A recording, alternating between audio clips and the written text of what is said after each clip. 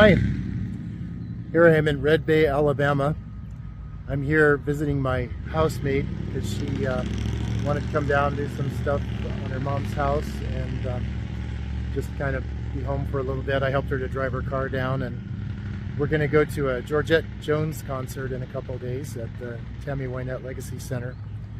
I'm really looking forward to getting a chance to see Georgette. I think she's a great singer. I've only seen videos of her and heard recordings, and so it's going to be great to see her live and hope to get a chance to meet her.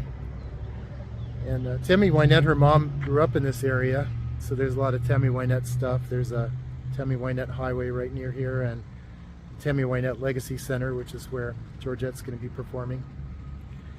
I thought I'd kind of check in a little bit about the end of that last video. What I was doing was working on trying to get the vibration damper pulley off, kind of learning as I go, but that's what it's called. And it was not easy getting it off. I really struggled with it. Even though those bolts were out, it just would not budge.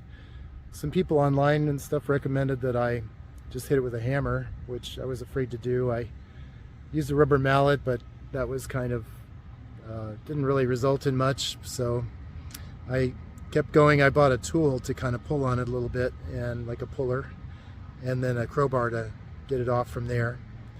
It did finally come off, and so I'll share the aftermath of that with you. I thought maybe a good next thing to do would be to share some slides with you. Maybe could be entertaining to see some of the photos up to this point, especially of the red Wagoneer, which I've named Richard Wagoneer, and I'll tell you the story of how I ended up with it, and we'll go from there. I'd like to direct your attention to the screen for a short video, if you don't mind. This story started in the summer of 2019 when a hiring supervisor asked me if I would get a four-wheel drive if I were hired, because they were out in an office park. And in Denver, in the snow, it can be an issue to be reliant on public transportation. So I said yes, and then they hired me.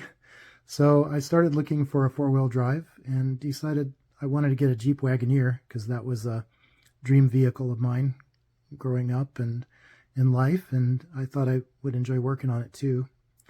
I found one in Hemmings Motor News that was in Greenville, South Carolina, and that's a fair trek from Denver, but I liked its red color. It seemed like it might be a nice car for me, so I arranged with the seller to fly down there and meet him. His name was Noah. Really nice guy, and he was quite honest about it. He'd had a lot of troubles with the vehicle and was ready to give it to someone who would take it on as a project, which I was, and I bought it and started driving it back to Denver. But then outside Nashville, beautiful drive otherwise, but it suddenly had some big bangs and came to a stop on the side of the road. So I had to get it towed into a garage. And then I needed to go to work, so I went ahead and flew to Denver with a round-trip ticket and came back and picked it up a week later. They'd gotten it running, and I was able to drive it from there to Kansas City.